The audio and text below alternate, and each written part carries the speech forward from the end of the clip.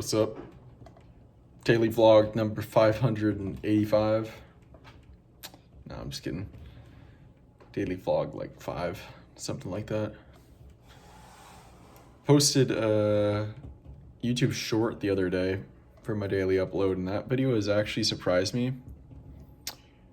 All the shorts I posted before that one, they kind of like boomed for like 12 hours. Some of them didn't, but typically they got 12 hours ish of views and then just died straight up. YouTube pulled the plug, cut it.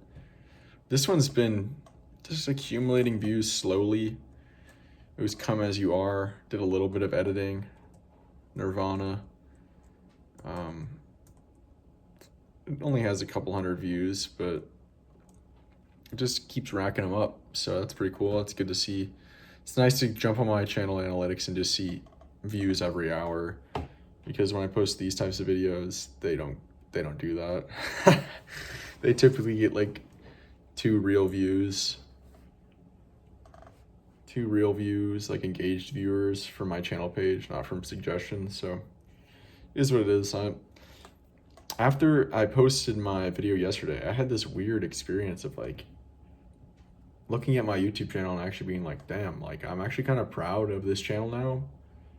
Like if someone would find this, I would actually be like pretty cool. I would think it's cool like for them to find it, rather than the past. It's been kind of like a little embarrassing, like still trying to find my voice type thing.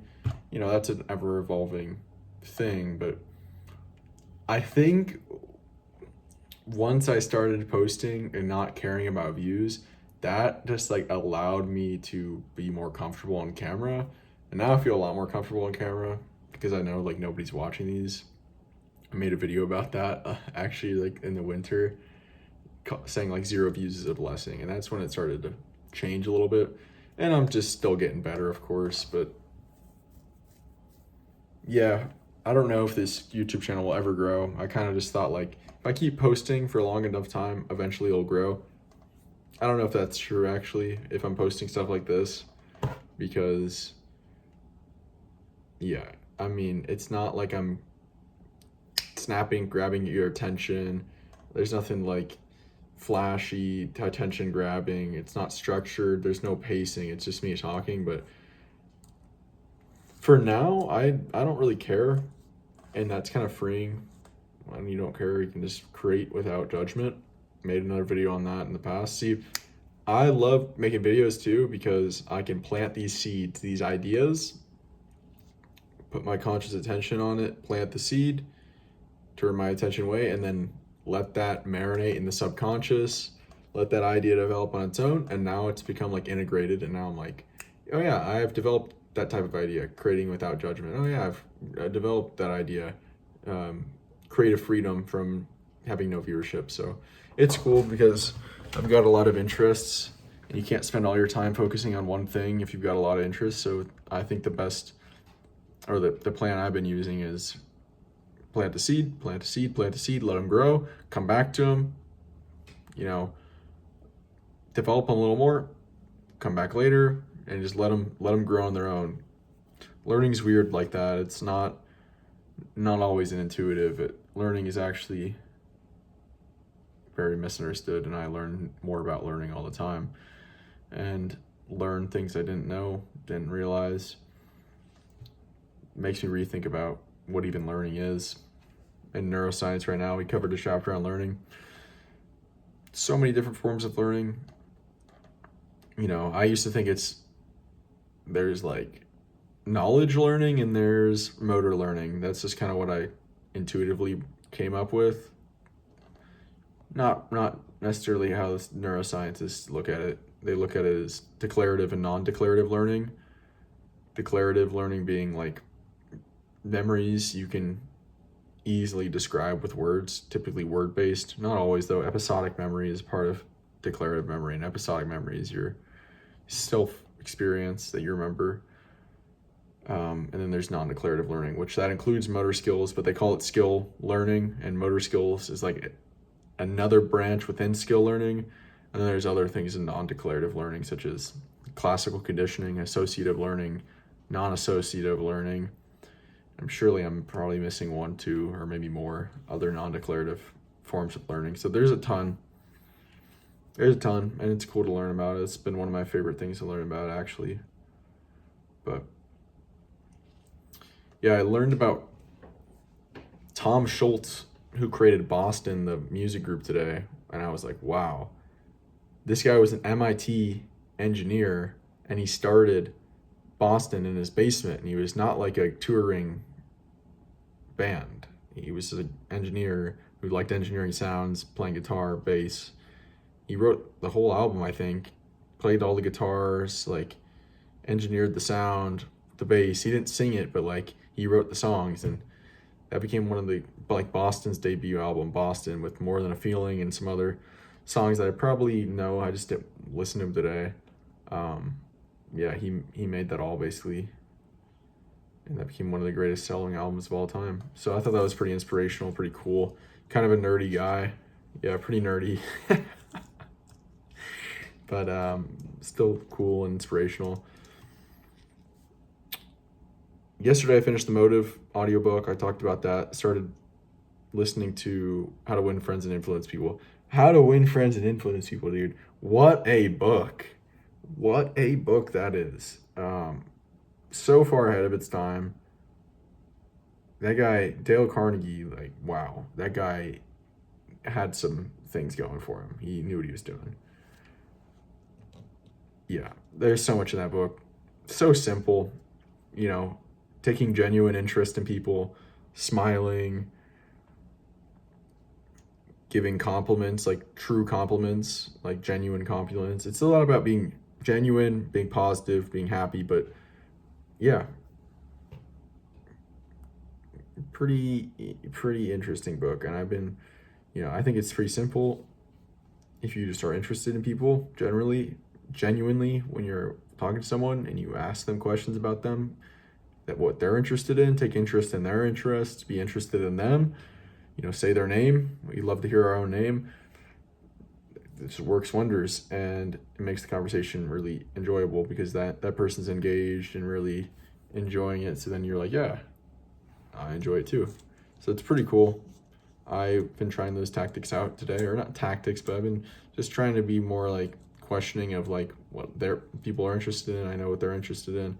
I had two good conversations, one in my math class and one getting my hair cut with my barber, and we had a good conversation, a long conversation about music and movies. So that was fun. Yeah. Neuro finals tomorrow.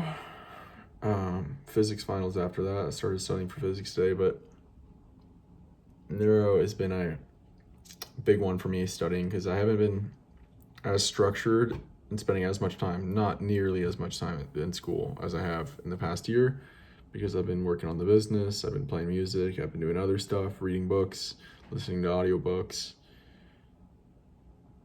And so I'm really stress testing my ChatGPT and learning system in general.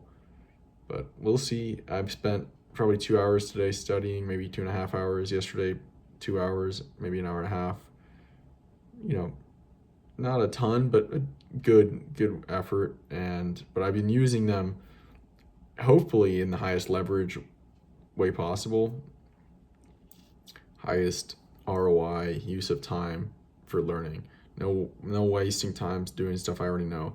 Only attacking, like doing a broad sweep, but attacking my weaknesses and all active recall. And that stuff is draining. I'll tell you what.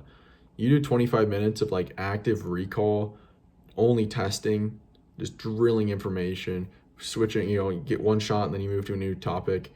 Doing that with stuff you're kind of weak on, hazy, don't even know. That stuff is tiring, dude. So 25, I've been doing Pomodoros, 25 minutes, and then I'll just do something else. And towards the end, I was just laying on the ground with my eyes closed for 5 minutes. And then getting back into it is like much harder than going. Like the most effort is just like sitting back down and getting back to work. Cause it's gonna be like kind of effortful, but I've pretty much done it pretty good here. I will be able to study a little more in the morning before school, and then the exam's there, and I don't expect to get 100, you know, an A would be nice, but I could see myself getting a B. We'll see. I mean, this is kind of how I felt both times before. I got hundreds. I'm not saying that's going to happen again. If I get a B on this, I'll still have like a 90 something, high A in the class. So it doesn't really matter anyway. I'm not stressed at all. I feel like my stress has been going down lately, and maybe that's a good or bad thing. I'm kind of just more chilling. There was something else now, and it's already gone. Every time I finish recording, I'll remember all this other stuff that I'm like, oh, I could have talked about that, but I don't really care. It's not about anything, really. It's about just showing up and building a habit and building an identity of like, I can show up, I can build towards stuff that I think is valuable. I can keep coming back and keep being resilient and keep being persistent and overcome difficulties. Like this YouTube channel, I've done it full force, retracted, stopped doing it completely, came back, left, came back, came back, left, came back. And now I'm just trying to be like, okay, let's integrate it into my life and my identity so it doesn't have to be something I have to do all or none. It's just something I can do on the side. Yeah. Or just like part of my life. We'll see where it all goes. If it goes nowhere, I mean, I don't know what nowhere is. It's already not nowhere. Pretty happy with hitting 102 subscribers and a couple thousand total views, and that's pretty cool to me. So, yeah. I think it's just momentum. A lot of it's momentum for anything. It's just like, if you try to do everything or too much when you're starting out, then you don't stick to it. You do it for a few days and then you burn out. So then you're like, oh, whatever. You rationalize it. I mean, speaking for myself, I rationalize it. And so now my system is, okay, how can I just stay consistent? What's the minimum I can do to stay consistent? And this right now is pretty good for me. You just pick up the camera, talk, no forcing anything, no trying too hard, no scripting, no doing anything. It's like, this is the minimum, and then upload it the next day, do it again, call it good. If I could do this for a while, I'm sure I could. I mean, I already know if I really wanted to grow this channel, like, I can do it, no doubt.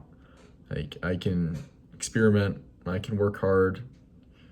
I don't know if there's anything else to it than persistence, working hard, and experimenting. Like, eventually I'd find some formula of a video structure that worked, and then I'd be going. But right now I'm just documenting, making raw videos, just creating for its own sake, just showing up for its own sake.